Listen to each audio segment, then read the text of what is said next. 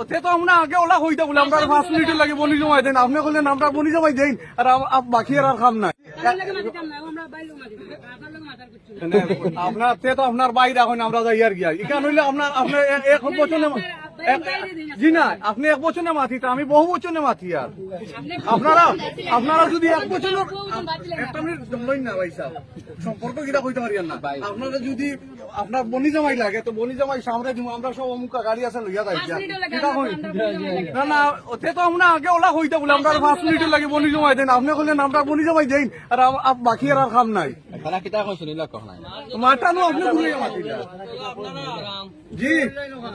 করব তো আপনারা আরাম